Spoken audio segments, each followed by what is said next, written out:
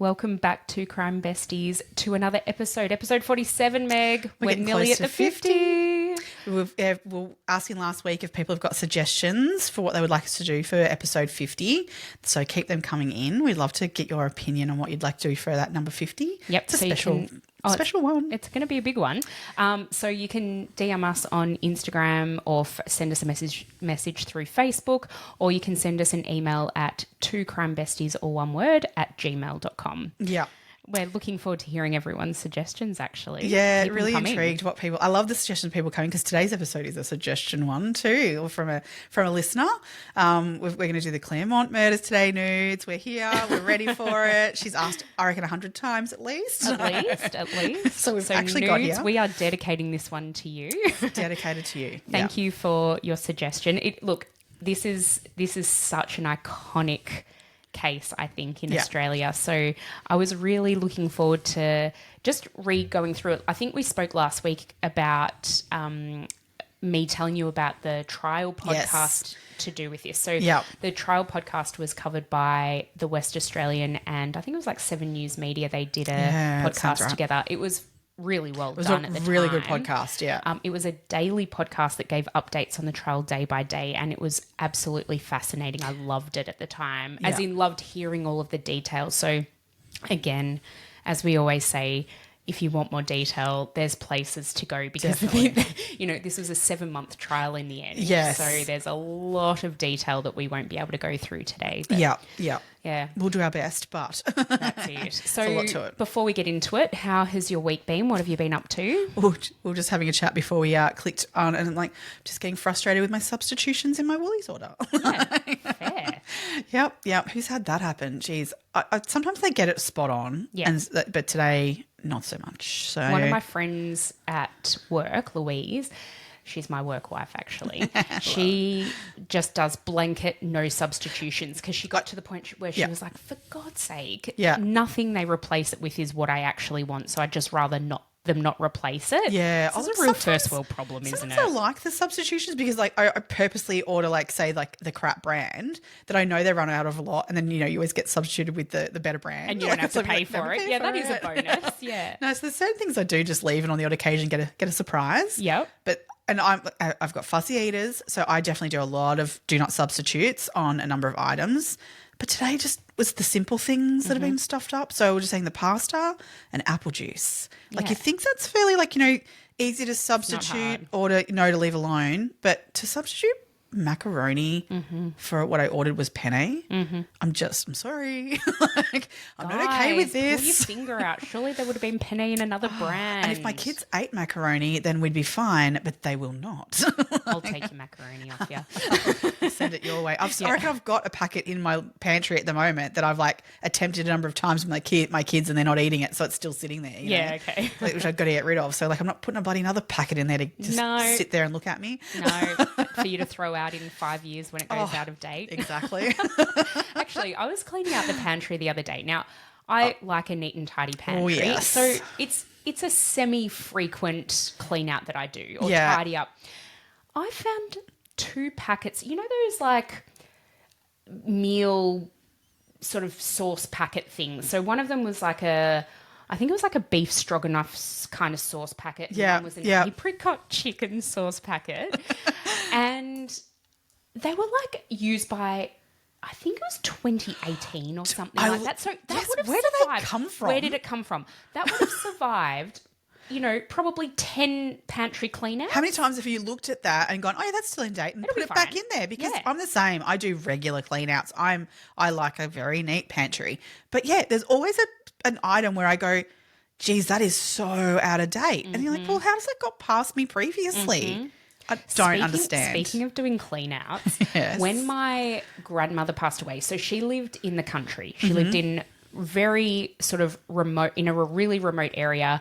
The nearest supermarket was about 30 to 40 minutes away by car. Right. And she used to shop once a fortnight, and she would often bulk buy things, and when they were on special, she'd buy lots of them. Yeah. And she had a massive 2 chest freezers actually. Yeah. And anyway, when she passed away, we were up there cleaning things out, and on this particular weekend, Mum and Dad were up there. and it was time to clean out the deep freezer. And so they've turned it off because a lot of the stuff in there was like quite old. Oh, yeah. They get to the bottom of the freezer. That's now, the she worst passed, with a deep freezer. Yeah, she passed away in 2016. Oldest thing they found was a packet of frozen peas. Oh, yeah. That went out of date in 1992. Oh. She also had like blocks of frozen cheese Yeah. that like were, you know, a similar vintage, like just That layer of like ice all under my bed. Like, yeah. This is before the frost-free freezers existed. Oh, God, yeah. So I'm like, oh, that takes the cake. That was a decent innings for that packet of peas in particular. I just hope she wasn't still eating them. I'm sure she wasn't. Oh, I don't know. That's the worst with a deep freezer like that. I've got one and I love it, but I have a whole system. I use boxes in it. Rotating and restocking. restocking. So I have a box that I keep all like the chicken in, and a box where I keep beef in, and then I have a box I keep the frozen veggie in, so that I grab out the whole box when I'm looking for chicken or whatever I want out, so that then like it's only that box that needs rotating That's or a like good cleaning idea. out, so that when you're getting it out, you're kind of seeing what's in there regularly, rather than going like, oh, that's that thing at the bottom that you never see again. What else do you use your deep freezer for? Icy poles and ice creams and stuff. Okay. And then like any of the meats. Yeah. And and then like bread as well. Sometimes if I get a loaf of bread, I just like, because my kids are fussy, I've said it a million times. One of them will only eat bakery bread. The other one couldn't give a shit, and I don't give a shit. Like, I'll buy so I always buy a loaf of bread from the supermarket. Yep. But then we'll buy bakery bread that's fresh, that gets used. But then if I'm desperate, we can always grab out of the freezer for the other two of us that will eat it. Yeah. So there's a fair bit of stuff I do keep in there like that. Okay. Yeah, I'm trying to think what else is in there. I've never owned a deep freezer. Oh, I love it. Love it. I feel like for meal If you prep keep and it, stuff, if the system keeps if the going, system works. because otherwise, it's a trap. I reckon they can definitely be not great. Our freezer as part of our fridge is quite big, so it is big enough to like put your loaves of bread and stuff in. See, my freezer I chose because my freezer actually has, so my fridge has the freezer at the bottom. Yep. And it's a double door one. Yep. So I can have the bottom as being double doored freezer, or I can go one side freezer and one side like really nice chill drinks, for my wine. Oh, I love that. So I ended up choosing that. Yes, I'll go with the wine fridge on the side. Have to because I've got the deep freezer. So actually, I've got a deep freezer. That. So I was more than willing to give up that other half of my freezer to have it as a permanent even drinks if you fridge. didn't have a deep freezer. That's exactly right. Yeah. So that was like, it was no question about it. Sold. I love it. Perfect. Very good. Very good. Yes. Yep. We're deep into all of the kids' activities and winter sports and stuff now. And this week the weather has changed. Oh, yeah. And I'm we kind were of glad standing outside the other day at, what was I at? Was it the footy? Must have been footy. Yeah, and the temperature just dropped all of a sudden. Our friend said to me, because I left earlier, and she said to me, oh, you left, and literally I reckon the temp dropped 5 degrees. At least. It was so cold then, and I was walking home. I'm like, I'm freezing. Oh, yeah, you walked over too. Yeah. So cold. God. It was horrible. Yeah. So we're really getting into the depths of winter, and we're just coming up for the weekend. We always record on a Friday, and I think this weekend's going to be disgusting. Oh, wet, cold. Yeah, thank God for basketball indoors. Yes. Yep. Yeah. Sundays though with the footy. Oh, at least it's not wet yet. Like that's what I'm dreading. Yeah. Standing out in the rain as well is the worst. It is. It's horrible. Yep. Anyway, the things we do for these children.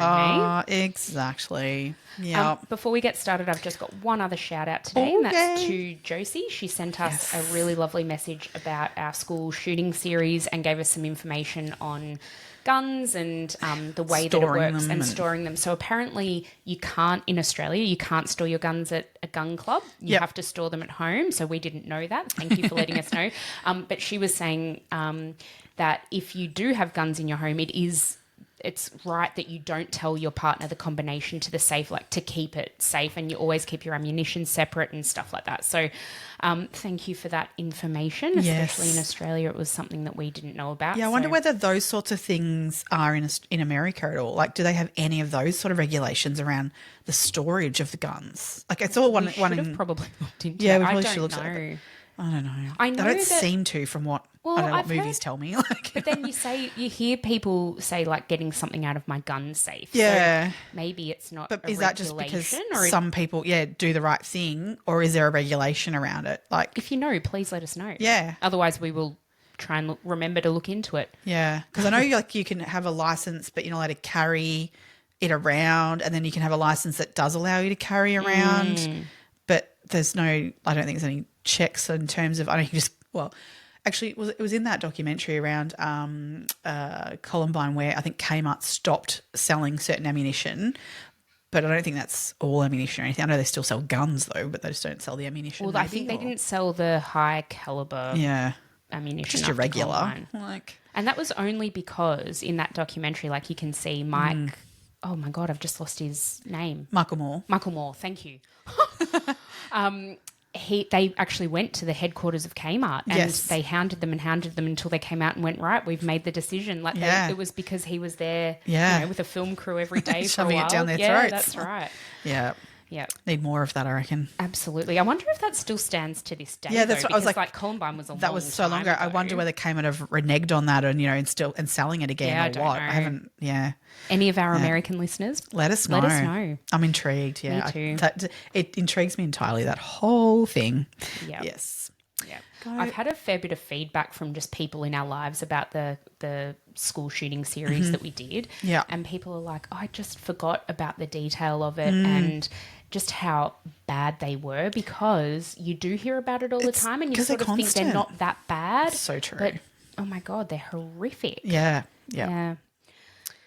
All right. Well, from one set of killers to another. Today we're talking about the Claremont serial killer. Mm-hmm. So Meg and I were sort of discussing the way we were going to go about presenting this today.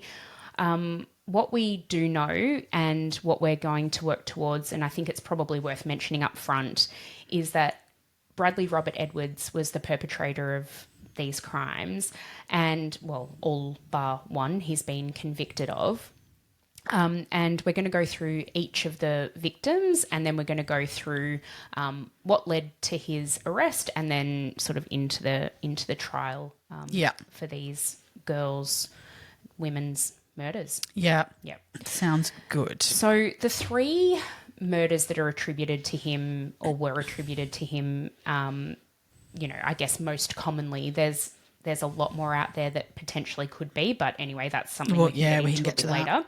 Yeah. So Sarah Spiers, who was aged 18, was killed on or around, presumed to be killed on or around the 27th of January 1996. We have Jane Rimmer, who was aged 23 and was killed on or around the 9th of June in 1996. And then we have Ciara Glennon, who was aged 27 and was killed on or around the 15th of March in 1997. Each of these girls came from a close, loving, middle-class family. They all grew up in or around or lived in or around the Mossman Park, Claremont area, which is, oh my God, stunning part of the world. Yeah. Like Cottesloe Beach is just up the road, and it is like beautiful. One of the best beaches in the world. Easy. Stunning, like white sand, crystal clear water, just absolutely Perth is so overlooked by international visitors. Like for that, like everyone comes to, it's so far away. Everyone comes to Sydney and Melbourne, which, yep, you should. Like it's good. Melbourne's great. But Perth is stunning, absolutely stunning. Like so much to see in Perth. All of it. Yeah, all of WA, absolutely. It's so far away. So we live in Melbourne. For our international listeners, we live in Melbourne. It's a 5.5 hour plane ride. Four. Depends which way the wind's going. Yeah. But it's a long way away. It's a decent, and there's a time difference as well. So you actually feel like you're flying internationally when you go to Perth. You really do. Well, it's kind of like going back in time, actually. Let's be really honest. Well, it is. It's kind of its own little. It is. It's isolated in that sense from like the bigger cities and that sort of thing. So they're quite different people who live in Perth to someone who's going to live in central Sydney, you know, sort of stuff. So, but like it's a much more laid back kind of lifestyle, beachy lifestyle, you know, around that area, and like particularly this area where you would call it an affluent area, that Claremont sort of space and place. They're nice houses on the beach, like big properties and things like that. It's a very nice area. If you live around there, it's, you know, it comes with its own lifestyle. You know, it's not just, you don't just go there to live, I don't know, and go to work kind of thing. There's, you know, it's surfers, it's all that sort of stuff. It's great. It's a really cruisy kind of area. That's what it was known as. And the weather in Perth also lends itself to that because it's warm 90% of the year. A lot of the year. Not so too hot either, because you go up further north and you're hitting 45 degrees, 50 degrees, potentially Kununurra kind of area, in more outback sort of stuff. But that Perth area, you're looking at 30 degrees most days of the year. It's, just beautiful weather. Yeah. And that obviously means there's a lot of people out all the time, people out till later in the evening because it doesn't really get cold. Yeah. So that kind of, will come to all of this. But people were out and about walking the streets all the time, especially on Friday and Saturday nights when everyone was kind of going out and socialising. Yeah. So all of these girls had full-time jobs at the time of their disappearances. They had bright futures ahead of them, and they all had really close families and really close circles of friends. So they, in terms of where they were at in their lives, they were happy, healthy.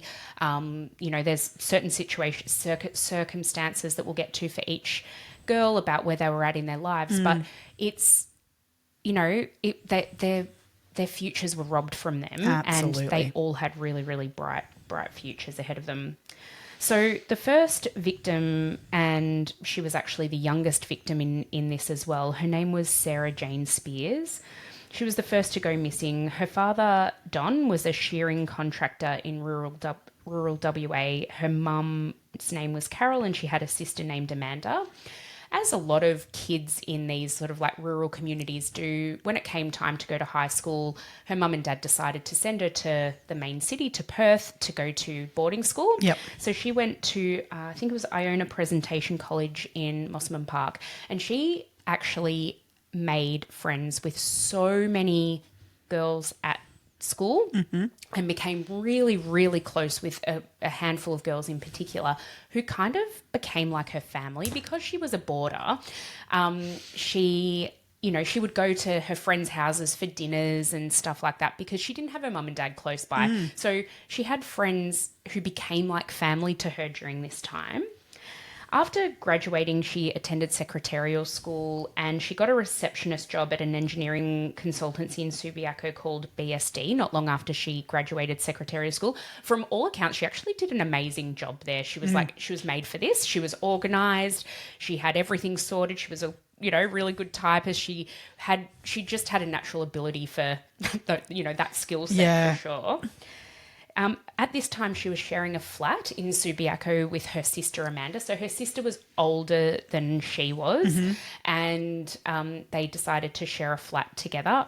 Cool as. I always wanted a sister. Same. And to like then live with them, out of home kind of stuff like that. It'd be, God, live it up. And so Carol, their mum, said that they had such a close relationship. So they were best friends as well as sisters. So much so that when Sarah actually went missing, her mum said it wasn't necessarily unusual that they hadn't heard from Sarah on a daily basis because that wasn't the nature of their relationship. But the fact that Amanda hadn't heard from her was significant. Yeah. I mean, not only for the fact that they lived together, but even when they weren't together, they knew each other's whereabouts. They were in each other's lives. They shared friendship circles, and all of that sort of stuff. So on Australia Day in 1996, which is the 26th of January in Australia, Amanda picked Sarah and her friends up from the Ocean Beach Hotel, aka OBH. Yep. You'll hear it referred to as OBH. And she dropped them shortly after midnight at Club Bayview in Claremont. So OBH is in Cottesloe, which is sort of the next beachy suburb up from Claremont. Yeah. These were the places to be, by the way. So there was the Continental Hotel, which is the Conti. Yep. OBH and Club Bayview. Bayview were the three places that every young person frequented. Yeah. Friday, Saturday and they would nights. sort of like travel between like almost all three of them at times, like, you know, as you do that in the day, like they'd go between, like, you know, if one place wasn't pumping enough, you know, like they'd move to the next one, and and it was a real Club Bayview and the Conti were so close to each other you could just walk. You just walk between them. Yeah. Whereas you needed to get a cab from OBH to the other Conti two. or to Bayview. Yeah, that's it. So that night, Sarah didn't actually go home, and Amanda thought it was a little bit weird, bit out of character. Mm-hmm. But then also there would potentially be the case that she was out with this certain group of friends. She'd often stay at their houses, or they'd stay at her house. Yeah. And so it wasn't immediately at that night immediately worrying. However, Sarah had arranged for another friend to actually stay at their house on the night of the 27th. Mm-hmm.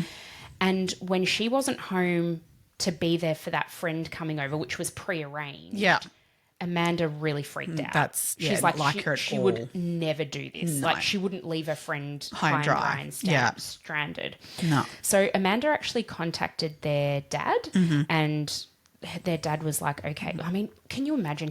They're in rural WA. They're so far away. It's not like, you know, I'm there 10 minutes. I'll be like, you know, No.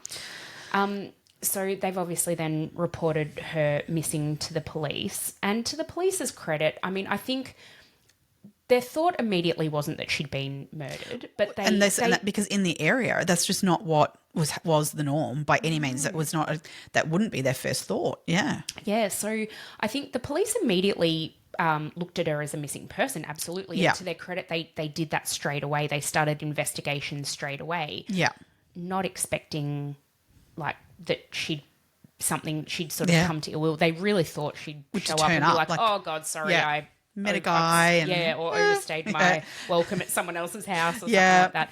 Her dad expressed to the police, and subsequently then in the media as well, in the aftermath of all of this, his shock that she would leave somewhere on her own. Like, he was like, no, she is street smart. Yes, we're from the country, but she's lived on her own in the city of, like, you know, kind of stuff for a while. Yeah. And so we taught them never to go anywhere on their own. Yeah.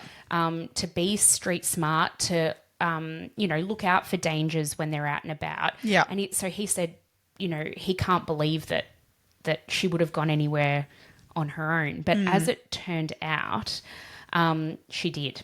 So they were at Club Bayview, and she told friends she was getting really tired and wanted to go home. And one of her friends, I think her name was Emma actually. Oh, must have been a good friend. Good friend.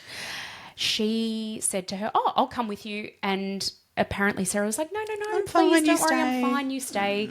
And which... It's like those sliding doors moments, isn't it? Like, it's just like, imagine if she'd gone, come with me. Like, ugh, yep. Anyway, so what we know for sure is that Sarah left Club Bayview. Yep. She went to a payphone in Sterling Street, which is like literally just at the corner. Around the corner, yep. And she called a taxi from that phone booth. Yep. You can hear the recording. It was made public during the trial. And she basically said, like, the operator says, where to? And she says Mossman Park. Yep.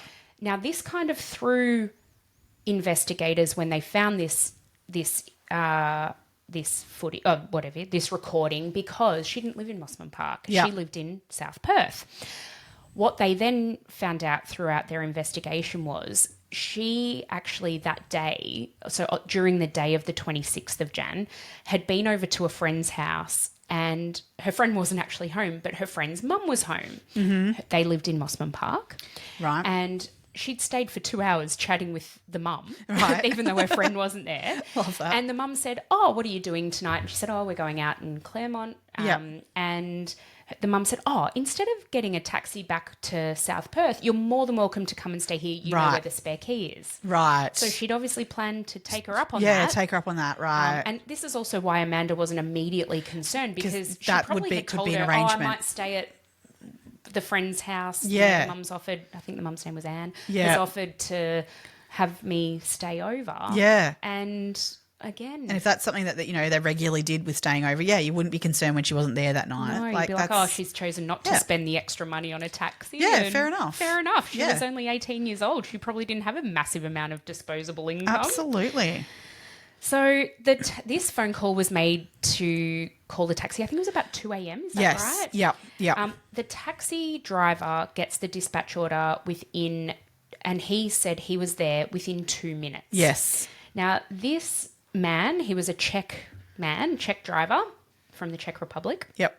And when he actually testifies in the trial as well, and he said he was there as he said, within 2 minutes. She was nowhere to be found. Mm-mm.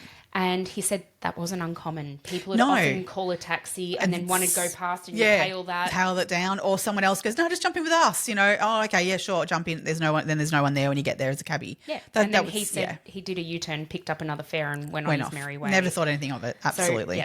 So, wasn't an unusual thing. So she was actually, while she was waiting for the taxi though, she was seen by two men. Yep. And they were in a taxi themselves, and the driver actually pointed her out to them because he was like, the driver of their taxi was like, oh, check out that gorgeous young thing over there, and so both of them readily admitted in court they were checking her out. Yeah. She was gorgeous. All three of these girls were absolutely stunning. Not that they should be, they should be allowed to wait for a taxi without being ogled by men. But anyway. And she was leaning over a bollard, according to them, and it looked like she was waiting for a taxi. Yep. That was the last known sighting of her. No one knows anything else of where she went there. No. There is nothing else. On the night, witnesses heard blood-curdling screams. So there were 3 separate witnesses who report the same thing. Yeah. The first witness was named Judith Borat.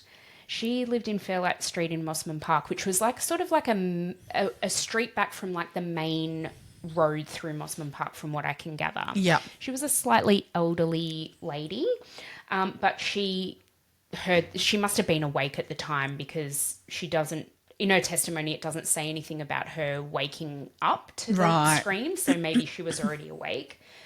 Her actual testimony, she says, they were desperate, blood-curdling, terrible, terrible screams, very high-pitched in the early hours of the 27th. And it's one thing for one person to have said that, but there were multiple accounts of that very similar take on how that was. So I've even written down the quote from the other people. Yeah. So she said. So Judith then said after that there was absolute silence. Yes. Then we have Jessie Marie Munro, who lived in an apartment in St Leonard's Avenue, which is sort of on the other side, and in Mosman Park. She said she heard a blood-curdling scream and woke up her partner, her then partner, who's now actually to this day her husband. Yep. His name's Wayne. He then heard a scream as well and went outside or went to their window, which was open because it was hot. It was like a 40-degree day that day. Yeah. To check it out through their open window. Yeah. All 3 witnesses say that the screams came from the direction of a phone box on Monument Street. Yeah. Jessie Marie and Wayne saw a car at the phone box with their taillights on. So their testimony was that it looked like the brake pedal was being depressed, and then obviously it's gone in, like the parking brakes, the handbrakes being put on, the lights of the foot brake have come off. Yep. They then heard a car door slam. Yep. And then silence. Well, I think they said there was one car door slam, and then about 10 seconds later, a second car door slam. Okay. Yep. And then silence. So what I found interesting about this was neither of them contacted the police at that exact time. No. Wayne and Jessie Marie contacted Crime Stoppers the next morning once they'd woken up again. But by this stage, they didn't really know, they hadn't really seen anything. They were able to give a kind of description of the car. Yeah. Wayne got the car pretty right. What we now know was probably pretty right. He said it was a Toyota Camry station wagon. White, cream coloured. Yeah.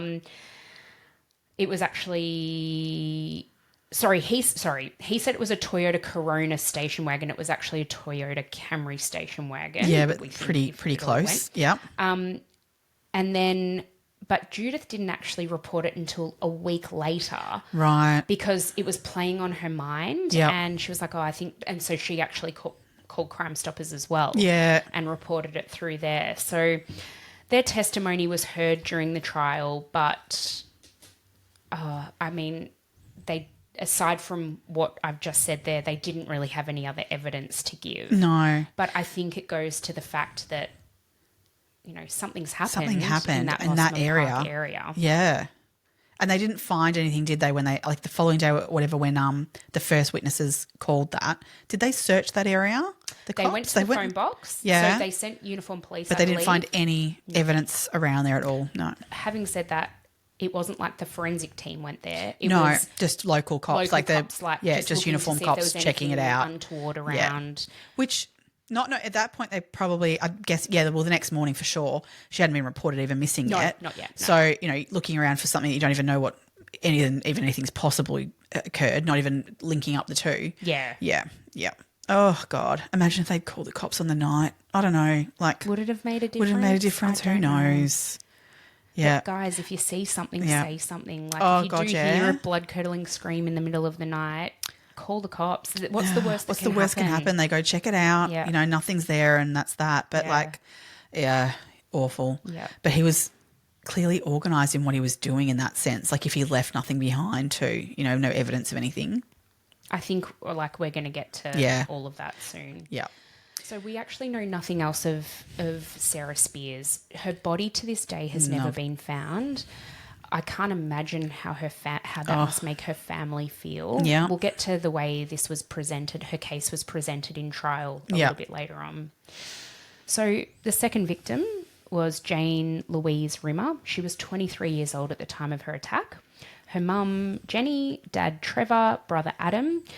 She was a childcare worker and so they were a very, very close family. Yeah. So much so, I actually love this. They would have Sunday family lunch. It was just not an option not to attend. Everyone always came back for Sunday family lunch. Love that. But Jane would actually quite often drop in her load of washing on a Saturday for mum and dad to have it ready for her for Sunday to pick up. Good plan. Yeah, I love that. So apparently on this day, on the Saturday morning, she dropped her washing off, basket of washing off. And so the family fully expected her to be there for the Sunday lunch. It's obviously, absolute intention that she's going to be there the next day to pick that up. She needs her clothes for the week. And a good feed. Yeah. Oh, yeah. Oh, God, you just made me actually flashback to that, that ad about Tom Cruise with Nicole Kidman in it. It was like, you're going to give up Sunday roast for a date with Tom Cruise. Remember that? Yes, I do remember that. About this time. Not these days. Oh, no. Take that roast any day. Same. Oh, God. So Jane grew up in Shenton Park, which I believe was quite a nice suburb as well of Perth. She attended the local primary school, Rosalie Primary School, and then she went to Hollywood High School. So all in the same sort of area. Yeah. Growing up, she had a part-time job at the local deli. We've all had our lovely part-time jobs. What was your favourite part-time job? Oh, my favourite? Probably working at the jewellery store. Yep. I loved that. But the one before that actually was pretty cool. I worked at a photo developing shop, cool. which is for the kids out there who don't understand that. Photos weren't always digital and you used to have to go and get them printed. You'd hand in your Oh, my God. What was the best photo you ever saw? Oh. We'll talk about it later. Okay. Because I wasn't the one printing, but my friend who lived across the road from me is how I got the job. He used to do the printing and I would serve customers and stuff and he'd be like, when you're done, come over here, check this out. Oh, my God. But people to have the audacity. I mean, you had no other choice but to do it. If you wanted those photos, you had to send them in to be developed. Yep. But was there a law against Yeah, you had to report certain things. Yeah, okay. This sort of stuff. Yeah. Oh, God. But the worst one was then because the customers would come in and you'd have to give their photos over that you've just seen stuff of. Oh, that's mortifying. Because then you'd have to do the whole if it was a different day or whatever to the person who printed them, you'd be like, I saw that person. This is what they were like. Oh God. That was a good job. Oh my God, I love that. Yeah, That is yeah. so cool. Very different days. Wasn't I it? am that old. Jane was very popular at school, really well liked. She was a real surfer chick. Anytime she had spare time, she'd be down at Cottesloe Beach surfing. Love that. And all of her friends were sort of into the same thing. So they were, a really good group of kids. She took a job as a childcare worker in the Netherlands area not long after finishing school. She always, according to her brother Adam, she loved kids. And so just had an absolute passion for that. Yeah. She then worked for a little bit of time as a nanny for a family in Esperance, and then she actually went back to the childcare centre not long before her disappearance and subsequent murder. Jane and her friends often, as we were talking about with Sarah, they often hung out at Club Bayview, at the Conti, OBH. There's CCTV of her on the night of her disappearance, which was on the 8th of June in 1996. The CCTV footage was taken at 10:40 p.m, like the little snippet. Have you seen it? No, online? I haven't seen that one. It's actually really fascinating because, so this was at the front of Club Bayview. Inside the club, the CCTV switched between cameras every 11 seconds. And there was sort of like, so you could actually, inside, you could kind of see every 11 seconds, but you would give a different angle Different from angle. different corners So you'd have of the like room. seconds where you wouldn't see that corner or whatever. Or Yes, you would. But the way the cameras were set up inside, you could kind of see everything, kind of. Whereas outside, there were only 2 cameras and they were on a 35-second loop. So it'd be 35 seconds at this angle, 35 seconds at that angle, 35 seconds at this angle, 35 seconds at that angle.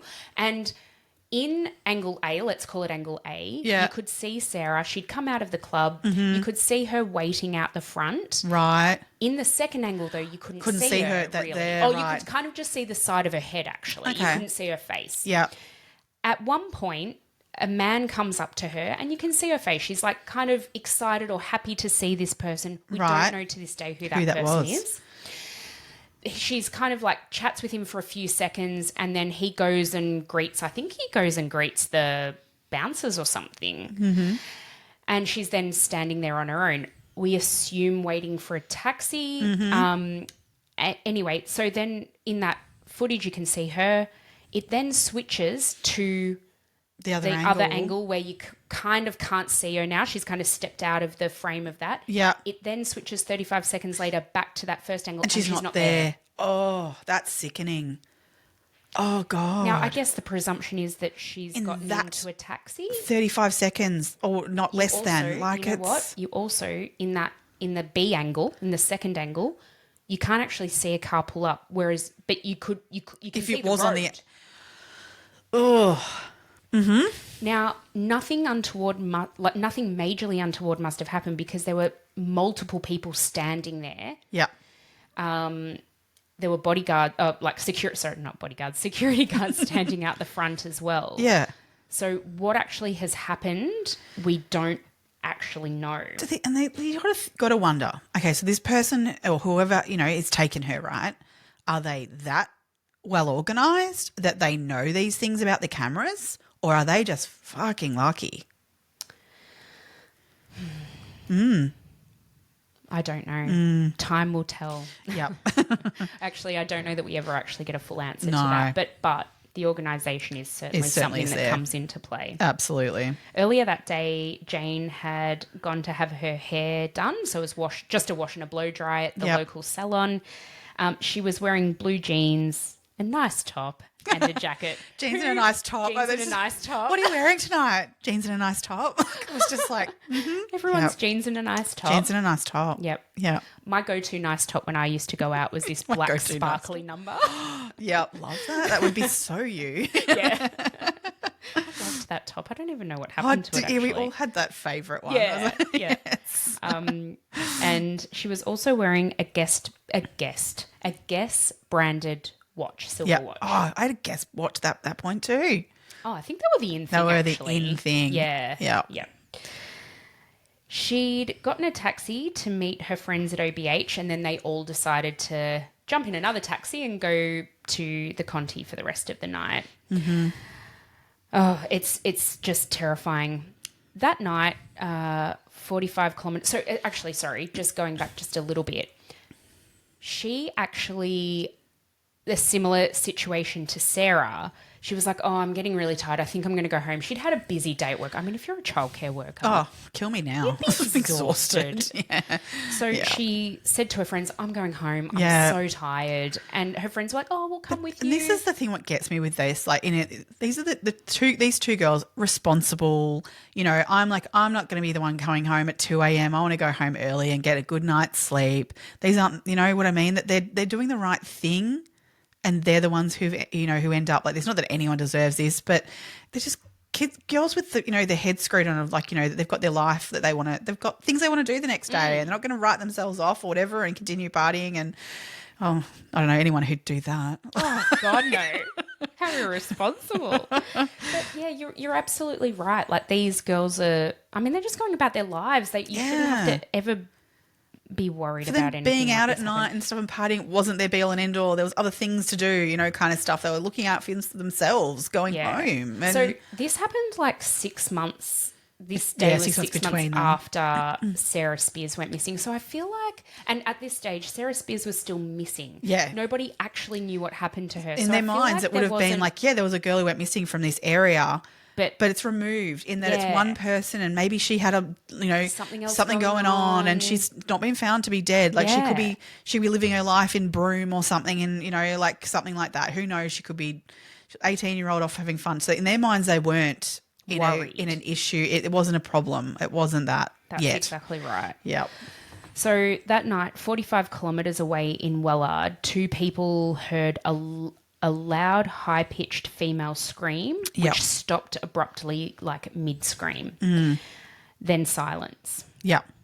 The following day, a man by the name of Paul Lagenbach, 20-year-old man, was riding a horse in Wellard, and his horse got spooked by something, and it actually threw him off the horse. Oh, right. And when he landed, he sort of landed on all fours, and he saw a woman's guest's watch on the floor. So on the ground. So he just picked that up. Right. And he's like, oh, sweet. And he said it looked brand new, like really looked after. Really good condition, really well looked after.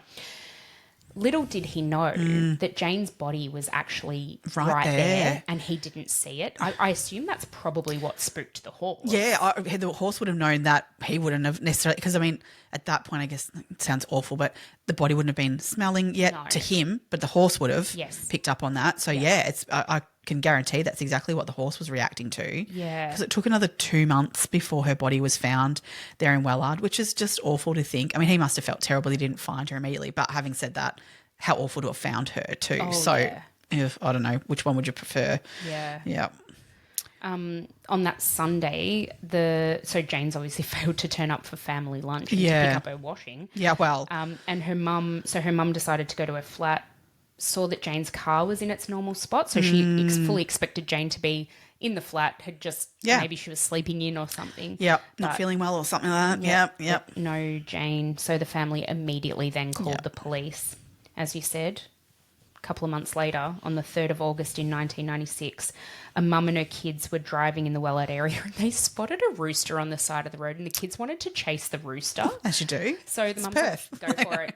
You go for it. I'm going to let you have a bit of a run around. And the mum actually said that she saw some lilies on the side of the road that she wanted to wildflowers. Yeah, there's so many beautiful wildflowers along those roads in Perth and stuff. Yeah. I mean, the photos of it look beautiful. Yeah. So she let the kids out, let them go for a run and chase this poor bloody rooster. And she was starting to pick lilies, and in doing so, she uncovered Jane's body, which was only just covered by some like leaves and like bushes and branches. Wasn't like and stuff. heavily hidden, like it was buried. Yeah. Jane's body was naked, and by this stage, I mean, it was in a fairly advanced state of decomposition. Yeah. A little bit after this, so the police have obviously done a bit of a canvass of the area, but some other horse riders, I think it was around like not that long after Jane's body was discovered, but they actually picked up a Telstra-issued knife in the area. Yes. And that, again, it was just something that caught their eye as they were riding past. Yeah. Picked it up and saw that it had a Telstra logo on the handle of it. So Telstra is the Australia. Well, it would have been Telecom actually, not Telstra, wasn't it? At that point, It was Telstra. Was by this Telstra point. at that point? Telecom became Telstra mid 1995. 95, right? Okay, cool. Because both of that will come into play, I think. Yes, they do. So Telecom and Telstra are the same thing, and it's our telecommunication company that does majority of the telecommunications within Australia, all right across the entirety of Australia. Yeah. So this has obviously gained a lot of publicity, and the 20-year-old horse rider Paul, who picked up Jane's watch, realised what he had in his possession. And so he contacted police. So the police used that as evidence that she was actually murdered either in the early hours of the 9th or the late hours of the 8th of June, which coincidentally was actually a long weekend as well. It was the Queen's back then, the Queen's birthday long weekend. Interestingly enough, the Australia Day disappearance of Sarah Spiers, that was also a long weekend.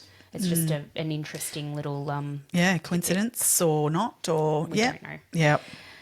All right, we are now onto the third victim. So Ciara Eilish Glennon. And by this stage, the community, obviously with the second murder, the police were already putting together these two were most likely connected.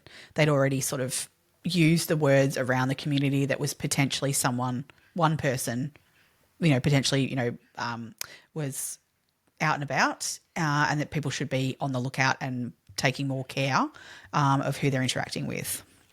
So, yes. Ciara Eilish Glennon, her dad is Dennis Glennon. He is at the forefront of the media publicity for all of this. He's an incredible man and a wonderful advocate for not only his daughter but for the other victims of this perpetrator. Yeah. Her mum, Una Glennon, and she had a sister named Denise Glennon. So Ciara was born actually in Zambia to Irish parents, and the family settled in Perth when she was about 6 or 7 years old, or maybe 8, somewhere around there. So she was still in primary school when they moved to Perth. They lived in the affluent area of Mosman Park. I think her dad was an engineer and very well regarded in the industry. He owned his own business by this point. She graduated from the University of WA in 1992 with degrees in law and Japanese, because why not just do both? Well, when you're, amazing. When you're incredible. You do you, girl. Absolutely. Clearly, so much potential. Yeah, so much potential. Yep. She gained a very prestigious and hard-fought internship at the law firm Blake, Dawson, Waldron in 1993. So literally, as soon as she graduated, she walked into this snapped internship. her up. Yep. Her father describes her as being resourceful, resilient, and strong-willed. She knew what she wanted, and she went and got it. Yep. She was a very keen ballet dancer. She was really petite. She was only 155 or something centimetres tall, so she was quite short, very, very petite in stature. But he said that wasn't her personality. Yeah, she made up for it everywhere. I love it. She was really sort of headstrong and determined. She always achieved what she wanted to achieve. Wow. 2 weeks before her disappearance, she returned from a year travelling around the world. She did a lot of this solo. Yeah. She met up with friends in various places and obviously made lots of friends along the way, because I think she was very, very friendly. Outgoing and friendly. Yeah. This, I think, also goes to the fact that she must have been incredible at her job. Blake Dawson Waldron took her back, so they let her have this year of leave. Yeah. Which, I feel like in that, maybe in a law firm, that might be unprecedented. I don't know. But clearly she was good at her job to say, take a leave and we'll when you come back. We'd love to have you back when you come back. So her sister said that she slotted straight back into her friendship group, straight back into her work circle. And the reason she came back is because Denise was actually getting married and Ciara was a bridesmaid in the wedding. So, that's heartbreaking. It is heartbreaking because unfortunately, on the 15th of March in 1997, Ciara went to meet friends at the Conti. She decided to make her own way home. Exactly the same situation as the other two girls. She was like, all right, I'm done, but I don't want my friends to miss out. They're having a great time. Yeah, you guys keep having fun. I think she would probably still been jet lagged and, she was trying to get back into the swing of things. And I believe she had a dress fitting or something with her sister the following day. So she probably wanted to be a bit fresh for that and not feeling seedy. Yeah. Yep. So she decided to go make her own way home. Yep. 3 men at a bus stop. I think they call these guys the Burger Boys because they were they were eating burgers or something at the time. We're at a bus stop. The traditional grabbing the takeaway food as you leave the nightclub. What's your go-to hangover food? Or after you're leaving Or back then, there was always these good hot dogs at one place that were pretty amazing. Okay. Yeah. What about like kebab? Never been into the kebab situation. I love a kebab. Like, I mean, I don't mind a kebab. Don't get me wrong, but like it wasn't my thing after a night out. After a night out, yep. Yeah. One of my girlfriends just always wanted an orange Fanta. Do you know what I feel that you need the liquid that the hydration and the sugar. But it couldn't be any other soft drink. It had to be an orange Fanta. Well, but with that, I have to pay that Macca's the pre-mix stuff. It's not. I mean, like not the pre-mix. Sorry, the post-mix is what you need. I don't know why you don't want. Like it's less fizzy or something about it that you need that post mix. A Macca's post mix. Yeah, is next level. When you're hungover, that was one thing I definitely craved. Was like wasn't so much the food. It was a post mix Coke from like a Macca's. Yeah, hit the spot. I'd agree. Actually, I fully agree on that. And not Diet Coke. Sorry, I can't do your fake sugar. Oh, I can do a Coke Zero. I can't do a Diet Coke these days though. Yeah, fake sugar. Can't stand it. I just don't drink enough soft drink to kind of go. If you're going to have one, go the full fat. Yeah, but I find Coke coats my mouth. Like I don't know, it makes my mouth feel yuck. Real Coke. Yeah. Yes, like that's what I think that's the post mix thing. I don't mind. Yeah, okay. Like I know it doesn't have the same intensity. I don't know, like what it is. I'm not sure. Anyway, go Macca's post mix. Post mix, yeah. So these three Burger Boys saw Ciara walking along Stirling Highway at about 12:30 a.m. and they actually saw her interacting with a light-coloured vehicle that stopped next to her as she was walking along the road. Yes. 19 days later, on the 3rd of April in 1997, her semi-clothed body was found by a bushwalker 40 kilometres north of Claremont. Yeah. In Eglinton. Yeah. Now, this is the absolute opposite side of Perth to Wellard. So we're talking 40 k's north and 40 k's south, essentially. Yes. So it wasn't, I guess, it was a bit out of zone of where other things had happened with the other victims. That's right. Yeah. Not that we know where Sarah Spiers' body is, but it just seemed to be a bit weird, and so much so that the police were like, is this related? Because the other thing with this attack was that it was even more. Well, they obviously don't know about the attack with Sarah, but definitely from between Jane and this one. This one was far more intense. She fought well and truly, which I mean comes down to what you're saying about her personality too. That she was someone who was feisty, and she may have been little, but she would fight. And she certainly fought. She fought to the point where she ended up scratching this person. And she had obviously things under her fingernails. But we're talking 1997. And so DNA evidence isn't amazing yet. But there was definitely stuff there that they did collect because it was clear from her body that she had fought, that there was, defensive wounds and things. So quite different to Jane in some of that sense. Yeah. Absolutely. Yeah. So I guess now we've got these three missing girls, two of whom we know are murdered and whose bodies have now been found. And definitely presuming that Sarah's dead at Deceased. This point. Yes, absolutely. When you're connecting them. I mean, it's worth noting that her Medicare card was never used. Her bank accounts were never touched. She never made contact with friends or family or anything like that again. So she is absolutely presumed dead by this time. Yeah. And we're talking like 14 months between her disappearance and then Ciara's. There's the timeline sort of says that they were connected. Yeah. That's right. And so, and the fact that they all went missing from a very similar area definitely connected them. So the police actually were forming the view that they had a serial killer on their hands. Yeah. And they decided to form a task force in order to investigate these murders / disappearance. So it was called the Macro Task Force. It was actually set up originally after Jane's disappearance, but it ramped Really up ramped in up. that they threw so many more resources at it after Kira's. 100 police officers at its peak were included in the Macro Task Force.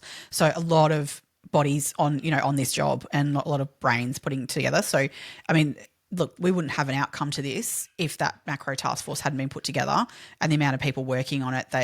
They had lots of theories. They chased everything, and to their credit, I think that they did a good job. There were certain things that they've looked at back now and gone, okay, that maybe wasn't done great, but enough was done good enough that it was able to be solved eventually. Absolutely. So, and I feel like, in terms of like preservation of evidence and all of those things that in previous cases that we've discussed, things have gone awry. Yep. In this case, they've handled all of that really well. The cataloguing of evidence, the not losing evidence like sometimes they do in Victoria. Yeah, totally. But even just the way that they organised the task force, they had like teams doing different parts of it, and it really went to what the eventual outcome was. Now, I mean, it was decades down the track. Yes, but they never stopped working on this. No.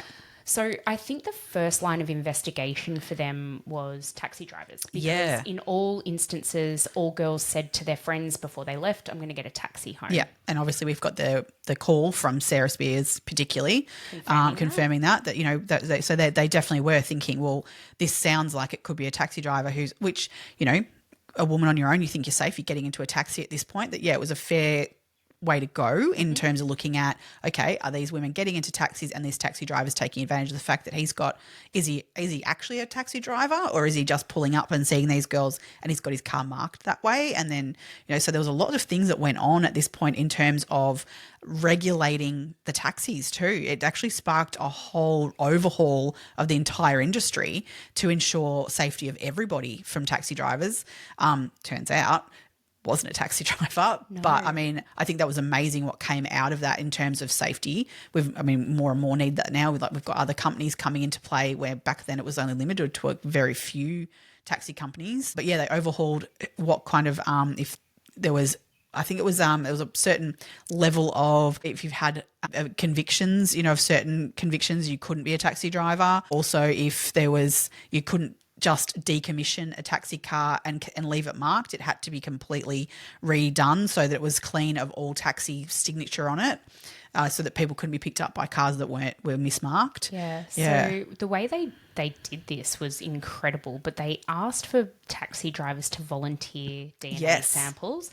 Thousands of taxi drivers had DNA samples taken. Because if you didn't do anything, you would have just been. And you want to clear your industry too, because I think it was out in the media that, what if a taxi driver's done this? Then people were scared to use taxis. I mean, as a female on your own with this happening, not just in that area, it would spark for everyone across Australia, I think, going, hey, you know what? Don't get in a cab by yourself, because, taxi drivers could be doing this. You know what I find funny though? In collecting all of these DNA samples, fingerprints and everything that they did from these taxi drivers, they actually found 87. They were able to solve 87 other cases of things of where fingerprints. I'm like, if you've done a crime, why are you volunteering your fingerprints, you dickheads? But I think they thought that they were only going to be matched to that crime, case. But they actually were able to solve it. I think it was 87. Oh, that's amazing. That. Geez, some taxi drivers are into some shit, aren't they? Yeah. And they ended up needing to decommission roughly 50, I think, based on their crimes. So, yeah, you're right. It meant an overhaul, but it also meant that, people were a little bit scared of taxi drivers. Yeah. What I find really interesting, and we find this out throughout the trial. So the trial happened in 2019. But it wasn't until then that we actually found out that right from when Sarah Spiers went missing, it was actually already rebranded to Telstra. A Telstra car was identified as being seen in the area at that time. And that was the that. exact same thing happened Yeah. at the disappearance of Jane Rimmer and Ciara Glennon. That wasn't connected up till too late, unfortunately. Never. Yeah. And it was never reported. Yeah. So everyone's thinking it's a taxi driver. Mm-hmm. In all three circumstances, there have been sightings of this pale coloured Telstra vehicle, and that was never communicated in the media. I No. don't even think the police actually put it out in anything. And it's such a bias within, obviously, the police force at the time to be going, oh, taxi driver, couldn't be a Telstra worker. It says a lot to me. This is the thing that Ciara Glennon's dad says. Yeah. He's like, if they had have put this out when they knew about it, maybe Ciara would be alive today. Yeah. I don't know. Because maybe with a Telstra vehicle's, pulled up there, you'd be like, oh, no. Nope. Whereas, everyone's being a bit cautious of a taxi driver. Instead of maybe a Telstra driver going, hey, rather than get the taxi, come in my car instead because I'm safer. Which, wrong. Interesting. So the first suspect. Yes. Oh, this guy. His name is Lance Williams. Yeah. In April 1998, he was arrested. No, interviewed. No, just interviewed. And they surveilled him for a long time. Like years. Years. Yeah. Yeah, he was identified by the police as their prime suspect. Odd bloke. Odd. But he took it upon himself to, with all this going on, that he was like, oh, I've got to protect everyone, which, I mean, beautiful. But he would drive around, saying to women, well, get in my car, I'll drive you and stuff. And he had a van. He had a van or a station wagon? A van. It was a van? You're like, geez, man. Yeah. Yeah. Oh, God, yeah. But have you seen him interviewed? Oh, my God, yes. He is, he's quirky. Yeah. Yeah. He's and look, very, very quirky. Turns out he meant no harm, but... Oh, he meant no harm. He thought he was doing the right thing by absolutely. doing 30 laps of Cottesloe and I love that Claremont. it never entered his head, though, that this makes me look weird. Yeah. It's like my dad a few months ago, whatever, or it was quite a while ago, where he drove to his local primary school that he went to and sat out the front to look at the school. And I'm like, Dad, don't do that. That's really And he's like, why? Why? What's wrong with that? I'm like, old bloke sitting in a car outside of a primary school. Don't do that. It's the same sort of vibe, but Someone way would worse. have taken your number plate down. Yeah, 100% someone took down your number plate. And they're just keeping it just in case. Yeah, he was totally innocent in what he was doing and had no thought process whatsoever to the thought of that people would think that's weird. When you're innocent, you don't think of it in that context, I suppose. No. So the police were surveilling him, as we said, for years and years. And when they arrested him to interview him, he just from the get-go maintained his innocence. Yeah. And in some of the questioning, I saw an interview with his mum, and his mum basically said, the police said to him, come on, mate, just admit it. You've got nothing to lose now. We know everything. And he said to his mum, apparently, I can't admit to something I didn't do. And she was interviewed by one of the news outlets, and they basically thought, oh, well, yeah, of course the mum's going to back what the kid says. Then they decided to go and interview him. So after he'd been released, because they had nothing to hold him on, they had nothing substantial. No, other than he's just acting odd. Acting odd. The surveillance turned up nothing. Yes, he actually said that he stopped going out because on a Friday and Saturday night because he'd always be being followed by he knew he was being surveilled. Yeah. And so he's like, I just didn't go out on Friday and Saturday nights. Yeah, yeah. Go out and do it other times. I guess so. Try and pick up women and tell them not to walk the streets. He was really odd. Yeah. Really, really odd. But it took until 2008 for the cops to clear him, though. 10 Yeah. years they had him on their radar and watching him. They interviewed him at length 6 different times over that time, and his story never changed. Yeah. So interesting guy. He died in 2018, so 10 years after he was sort of no longer a person of interest. Yeah.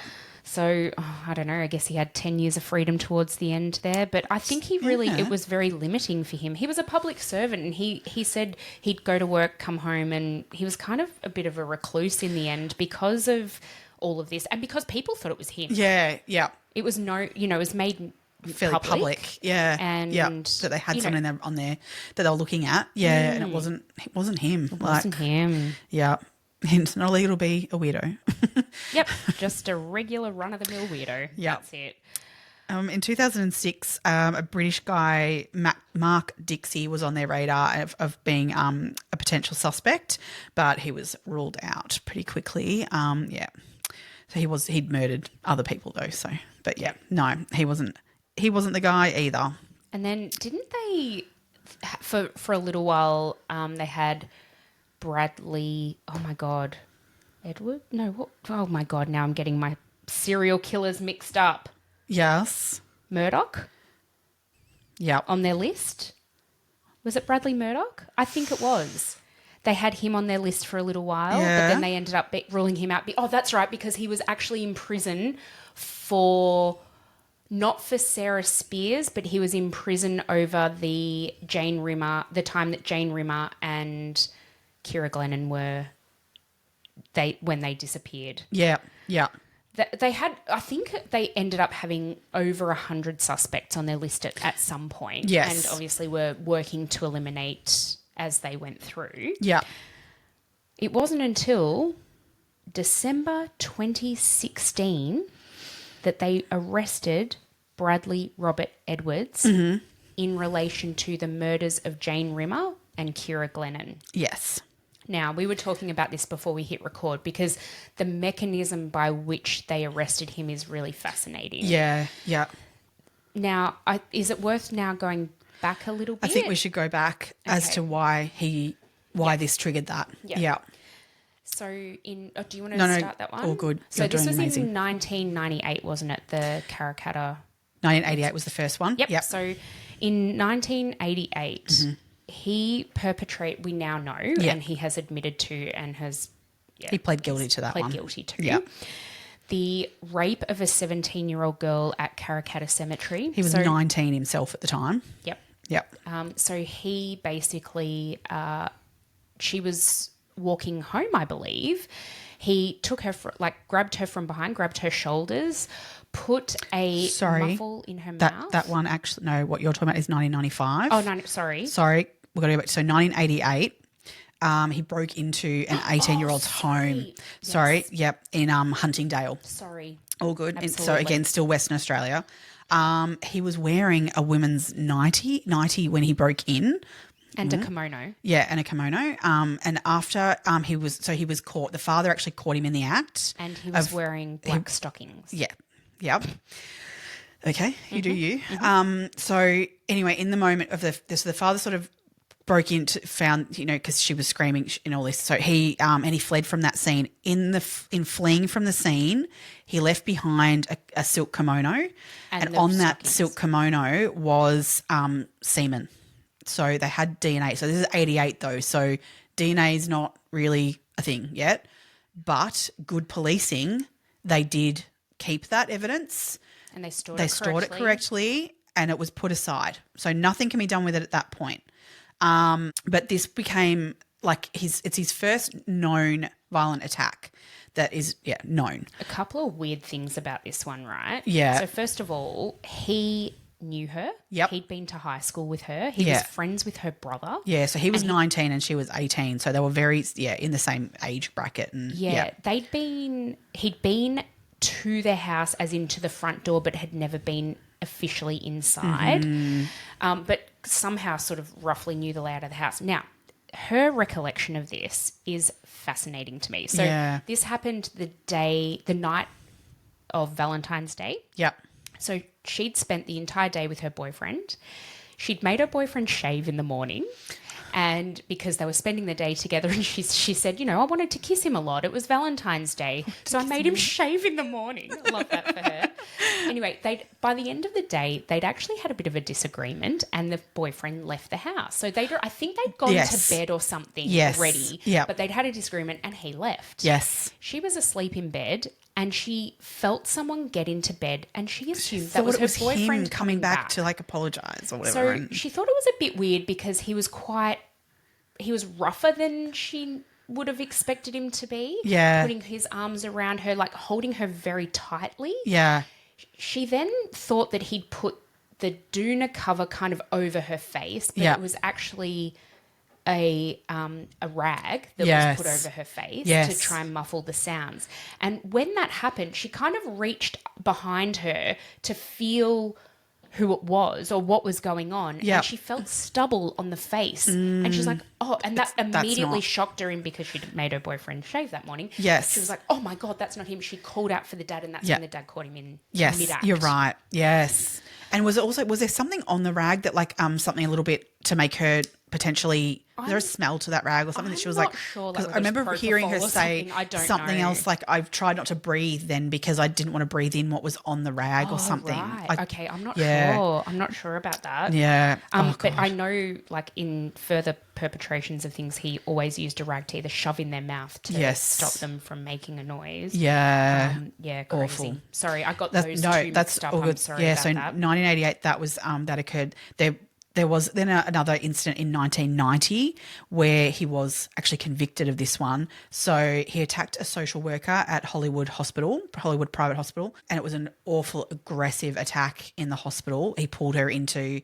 a room and attacked her.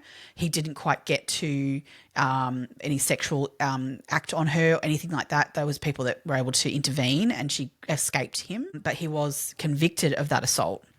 So I don't know how long he spent in jail for that, or if it was he didn't. So what actually? So she, he was working at the Hollywood Hospital. So he was a Telstra field worker. That's right. And he was working at the Hollywood Hospital, upgrading their PABX system, and so he was there in a professional capacity in uniform. Yeah. She was in a really quiet part of the hospital making case notes or something, as you were saying, and he went in like saying to her, oh, can you tell me where the toilet is? And then he's attacked her and whatever. Not on whatever, but attacked her at that event that you just described took place. Yeah. He was then detained by security because they heard her screaming. Yeah. He was detained by security until the police got there. The police took him to the station and interviewed him that night. So apparently the attack happened at about 4 p.m. Mm-hmm. That night, he was interviewed and charged, and then about a month later appeared in court where his sentence was 2 years of probation, and he had to attend a mandatory sex offenders rehab course. Yeah. Now, he wasn't actually convicted of a sex offence. No. He was only convicted of common assault. Yes. So no DNA was taken or anything like that at this point. So but he was at least convicted, but he didn't spend no time. It was all either suspended or it was all probation. It was all probation. Right. Probation. Yeah. Yeah. Awful. I mean, to them, that was his first offence. Yes. Yeah. So yeah, to them it was. He basically got off with a caution. Now, the other interesting thing about this is that his workplace never found out about it. This is the thing. That's right. Yeah. They never notified Telstra. What on earth? So why wouldn't they do that? And they now know because, I mean, when they did this trial, they were so incredibly thorough. Yeah. The prosecution had evidence of the day that he took off work as an annual leave day, which correlated with the day he went to court. And so, yeah, he didn't say to work, I've got to go to court. He just said, I'm having an annual leave day. So, yeah, not even he was admitting anything, obviously. But if he then was going to go to jail, obviously he would have dealt with that at the time. But I think he probably would have assumed. Wouldn't you have thought, though, that would have said, no, you'll probably get off with a slap on the wrist for this one. Yeah, but the hospital surely were like, we don't want that guy back here. So but they communicate with Telstra and say, hey, this guy's just done this here and attacked one of our workers. Don't ever send him back here. He should have lost his job. He should have lost his job, but he didn't. Oh. And they never. So Telstra what a fuck really, up. Telstra have really meticulous meticulous HR records. Yes. They can show you every payslip he's ever had, every leave form he's ever submitted. That's crazy. Every uniform he's ever ordered. Everything is in his file, and any disciplinary action he's ever received, like speeding fines, all those things. Yeah. There was nothing about this Hollywood. And even Hollywood Hospital don't even have a record of having. Yeah. So they just think that there They just was never did no it? communication between the two of Yeah. like it occurring, which Yeah. is, again, I mean, Like, it's one of I those wonder things, if, isn't it? Like, would Hollywood Hospital have assumed that the police would do it? Yeah, I this don't assumption know. of someone reporting this to the other. Yeah. Or I mean, I can't imagine that happening today. Like No. between a contract like that at any workplace, having someone contracted out to do that, not communicating with that company, and I don't know. It seems like such a balls up there in terms of a point of entry, in terms of this being something, I don't know, would have come if he lost his job. Not to say he wouldn't have perpetrated other crimes, but at least he wasn't having his Telstra, persona of like protection. You know what I mean? Yeah. Because you do interesting. trust a person in uniform a Yeah. bit, like Yeah. somebody who's in Oh, in a uniform. I tell in my any kids all the capacity. time that if you're stuck or anything, you look for Yeah. someone in a uniform. Yep. Like it's who you look for to help you. Yeah. Yeah. Yeah. Because you're representing a company, you think you're going to be on your best behaviour. Yeah. Whew. So the next one that is known to him is then in February 12th, 1995, he abducted and raped a 17-year-old girl in Claremont. So he took her to the Karrakatta Cemetery. And so this was sort of, I think this was the one really broke open the case a little bit. So by 1995, DNA was a little bit more of a thing. This poor girl who went through this, it was horrific, but she did survive it. There was DNA collected at that scene. But it wasn't until, I believe, not 2016 entirely, but probably, I can't remember what year it was, they finally put it in the database. Oh, I think that was... Oh, I actually think it was early 2016. Right. I thought Yeah. they had him surveilled. Oh, they were already surveilling him, weren't already they? surveilling him. So, right, they had him on the radar, but separately to that, Yep. the DNA from Ciara was put into the database, and ping, it went. It matched. It matched DNA that was already in the system. Not DNA that they knew who it belonged to, Correct. but they were, hang on a second, this DNA has committed other crimes. Yes. So from there, it connected it up with this 1995 attack on this 17-year-old girl that there was DNA evidence for. It also connected it up to the 1988 one where the kimono was left. That's right. So here they've got this to say, right, there's an escalation in, obviously, in attacks, in that's not murder, but this perpetrator has done more crimes in the past before becoming what they knew as the Claremont serial killer. That's right. So basically from this point, they were, as you were saying, they were already had this Bradley Edwards on their radar and had already red flagged in terms of the Telstra stuff. They'd already connected that, had they? They had. So what they did was, because they knew that these Telstra... So they started this Telstra Living Witness project. And so they knew based on, I'm talking hundreds of people. I think in the end, maybe 25 or 30 ended up giving evidence in the trial. These so-called Telstra Living Witnesses. Yeah. All that means is these are women who were either approached by somebody in a Telstra vehicle, got in a car with a person in a Telstra vehicle, who then lived to tell the tale. Yeah. And what they were able to do was match him, because they knew that this perpetrator drove a Telstra car. They then cross-referenced all Telstra employees who drove this particular type of station wagon. Now, by this stage, with Sarah Spiers, he was driving a Toyota Camry station wagon. He then got a new car, which was a VS Commodore Series 1 Holden Commodore station wagon again. Both light-coloured, both with the Telstra logos on them. And, yeah, so they were able to then go, right, we've got a Telstra worker. Which Telstra workers in this who have this particular type of car have a conviction for something else? Let's start there. And they found Bradley Edwards' name because he had already been convicted of the Hollywood Hospital attack In 1990. in 1990. So that's what got him on their radar to start with. That's right. Then they were surveilling him for a while, and they were like, oh, this guy, there is something a bit odd with this guy, with his movements, with where he's going, because his movements didn't always in fact, often didn't correlate with the job that he was going to. No, but they had all this tower data too. Because he worked for Telstra, he was always around Claremont, but he was around the cell towers. Yep. And so they were able to pinpoint him and his movement for over years of this. Yep. It was amazing work that they did in terms of it. And painstaking. Oh, yeah. Yeah, which is where these 100 people that were on this macro task force really came to the fore, and they needed all those people to do those jobs. So they followed him one night to a movie theatre where he had a can or a bottle of Sprite, and he threw that in the bin, and they picked the can out, and they were able to get his DNA profile from that can.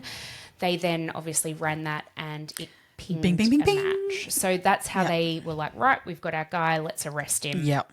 So that connected him to Ciara, which ultimately then connects him to potentially then Jane and Sarah.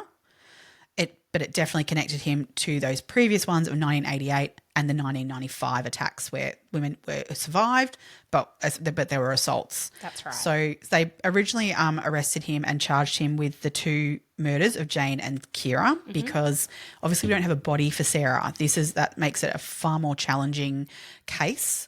So they needed to work on that one a bit more before they could charge him. But they could certainly charge him immediately on the 1988 and 1995 attacks as well. It wasn't until 2017 that they finally had enough to be able to place the charge on him for Sarah Spiers as well. Even though the DPP, the prosecutor at the time, she did say that she felt as though they had evidence and they had propensity evidence, which we'll talk about in a minute. They had evidence, but she did understand in presenting this to the court that it may not meet that burden of proof required in order to convict for Sarah. But she had to give it a go. Yeah, she absolutely. Had to give it a go. They didn't have anything else. No. Right. So he's arrested in 2016. A trial date was set for November 2019. Because at this point he was pleading not guilty to every charge, which kind of in some ways blows my mind that he did because we had DNA there's DNA evidence. and DNA doesn't lie. Yeah. That kind of floored me that he was pleading. But I think because if he pled guilty to those crimes that they had proof for, then he's obviously guilty of the everything. others. Exactly. So, but then also I understand why he ended up doing what he did because his lawyer would have. Yeah, I'm sure they were like, dude, you really need to do this. Yeah. So 3 weeks before the trial was set to start, he pled guilty to all the non-murder related charges. So he pled guilty to the Karrakatta rape, the attack, the kimono attack, and. Yeah, they were the only ones he pled guilty to, and then everything else for the murders he pled not guilty. I think they charged him twice for rape with the 17-year-old Karrakatta case, so it was actually there was 3 charges that he did plead guilty to. Yeah, but still not guilty to the murders. Which I mean, like they had it was an open shut case with the DNA in there, and they had a very strong case, particularly for Ciara. Oh, absolutely. And then obviously the fact of like if you're guilty for that, high chance of being guilty for the others. So yeah, it was an interesting the trial was so fascinating because the evidence was so strong. So strong. The trial was a judge-alone trial in the end. So I love that we last week discussed this, like with the Chris Dawson one, that we said, like there's so few judge-only trials, and then we come to this week and it's another judge-only trial, but they are few and far between. Very much so. Yeah. But this one was, again, understandable because you wouldn't have been able to find a person in Perth who didn't know the intimate details of all of this. Yeah. The other thing that the justice said in granting a judge-alone trial was that the burden on a jury in this case would have been immense. Mm-hmm. So 7 months of their lives, they probably would have had to have been sequestered for that time given the nature of the case. Yes. They also, the things they had to see and hear would have caused undue mental stress. Now, I imagine being a juror at the best of times anyway, that is a really horrible thing, potentially, depending on the case, to have to sit through. Yeah. But in this case in particular, because there was so much to it and this man inflicted so much pain, and I'm not just talking on his murder victims, I'm talking on the Karrakatta victim, which all came into the fore as well. Yeah, yeah. So, it was decided that his application for a judge-alone trial was granted, which I think was the right call. So it was presided by Justice Stephen Hall. He is amazing. Unbelievable, his verdict, yes. His verdict was 619 pages long was his verdict, which, I mean, when we're just saying that to me, it was fairly clean cut, like this is fairly evident that he was guilty of this. To then write a 619-page document as to why he believed him to be guilty of this is amazing. The unfortunate thing of this is that, yes, he was found guilty of the assaults, the 3 of those, which obviously he pled guilty to, but he was found guilty of the murder of Jane Rimmer and Ciara Glennon. Unfortunately, and he stated very clearly in his final verdict that he couldn't find him guilty of the murder of Sarah Spiers, but that didn't make him innocent of it. So he just said that there wasn't enough there to be able to convict him of that. Of proof, yeah. But he very clearly mapped out in his verdict that it was his belief still that he did do it. Yeah. But unfortunately, we need more, and like a body would help. And which he has never to this day come forward on with any information in regards to Sarah Spiers. He's not spoken on it at all. So it's awful for her family that they have no outcome. That, I mean, you know who did it. You know who did it. They feel validated. Yeah. So in seeing her family interviewed, they feel validated by the fact that he's in prison. And kudos to the judge for how he wrote, I think, that verdict. It probably gave them a bit of that, you know. Yeah. I think they're also really well supported by the families of the other 2 girls. Oh, yeah. And they fully see what happened to Sarah in the exact same light as what happened to their family, to their family members as well. So the trial was really interesting in that they were able, because it was a judge-alone trial, they were able to use propensity evidence to convict. And what that means is they were able to introduce, so if there was a jury, they probably wouldn't have been able to do this because it would bias a jury, but you can't bias a judge. Yes. So they were able to bring this into evidence that, of the previous rape and attempted rapes and assaults that had come up in his past, went to the propensity for him to then commit a further murder and an escalation of what he'd done in the past. Yes. There was also a lot of DNA evidence that was used. So we're talking about Edward's DNA was found under Ciara Glennon's thumbnail and middle fingernail. When Paul Jovich, who was the defence lawyer, when he was asked about how that got there, he said, "I don't know." Did he have a scar on his face still to that day? He had a mark. I don't know. You can't quite see it. Right. But I believe there is a mark there to this day. But there's no close up. No. I mean, we don't have court TV. We don't have anything like that in Australia. So you don't get real great. It's grainy. The photos of him coming usually, in and out of court are terrible. Yes. From really far away. Yeah. So, but apparently, according to people who've seen him, there is still a mark on his face. Yeah.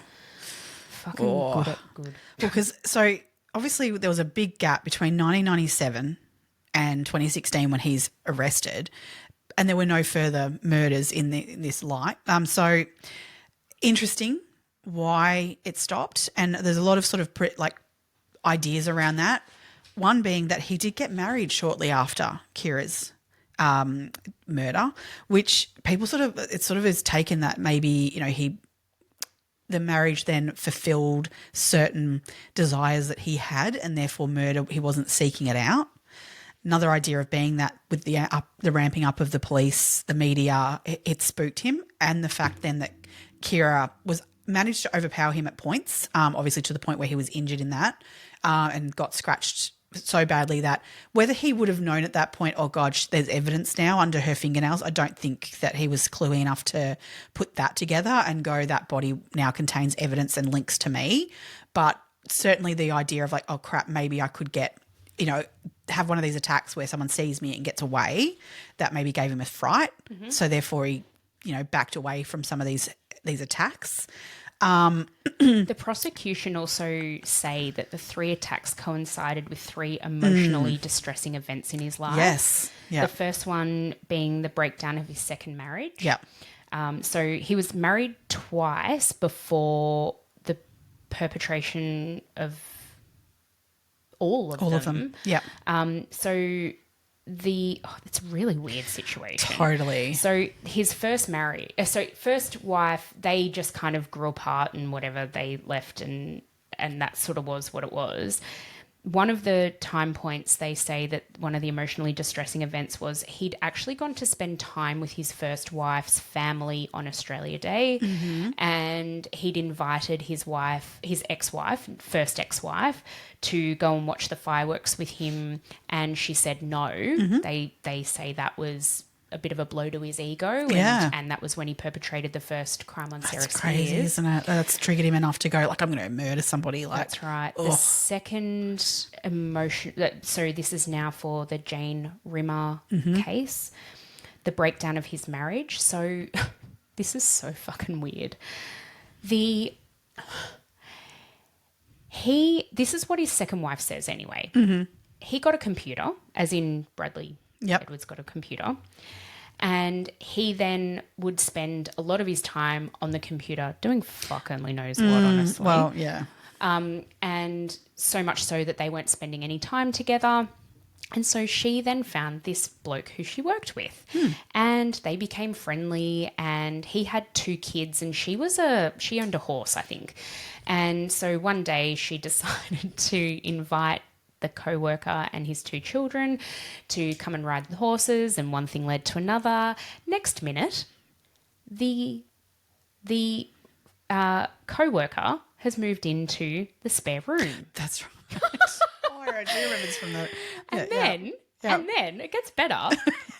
One night, Bradley Edwards had obviously finished doing whatever he was doing on the computer and couldn't find his wife. Yeah. And he goes and he walks in on them doing it in the spare bedroom where the workmate's now renting off them. Yeah. So the workmate then goes, well, clearly that was a really uncomfortable situation, so I moved out. Oh, God. Wasn't Right, it so uncomfortable prior to that? Oh, yeah, I don't weird. know. That's what the prosecution say was the second triggering event. Yeah. And then the third triggering event, which was around the time, very, very close actually to Ciara Glennon's murder, was that the second wife then fell pregnant to her co-worker. Oh, yeah. And she just informed him of that pregnancy when Ciara went missing. Yeah. Yeah. So they're the 3 emotionally distressing events that the prosecution claim were the trigger points for this. And then after that, as you said, he's then remarried again. Yeah. And I think, up until not long before he went to trial, I think they were together. Yeah. When it was a strained marriage, from what I could read about what their relationship was like, that there was definitely the third wife, because I believe she testified that he was quite an odd person and that there was aspects of their marriage that wasn't right. Although she had a daughter. Yeah, so he had stepchildren in that marriage. Yes. And that was the thing. There was sort of this belief that, he married her and became a bit of a family man, because he did have 2 different personalities with this. Like, there was obviously this side of him that he had, had conviction already of like some sexually aggressive behaviors.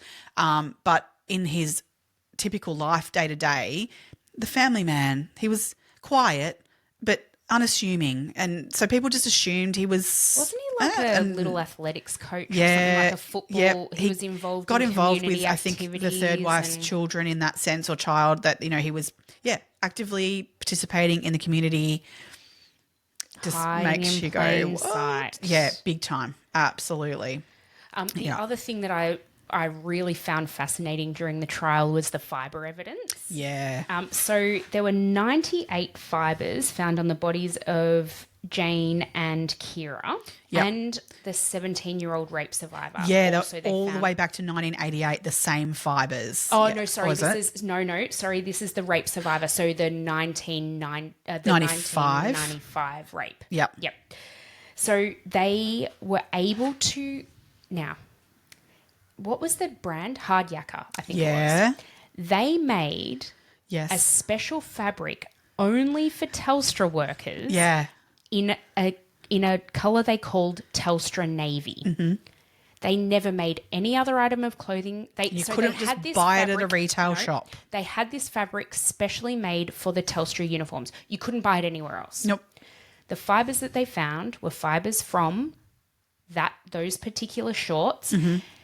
The evidence in the trial goes so specifically into the types of shorts that he ordered, when he ordered them, how many pairs he ordered, how many pairs he had. So we know he had these shorts. Yep. They also found fibres in Rimmer, so in Jane and Ciara's hair, that matched the seat inserts or the seat coverings in the Holden Commodore station wagon. Yep.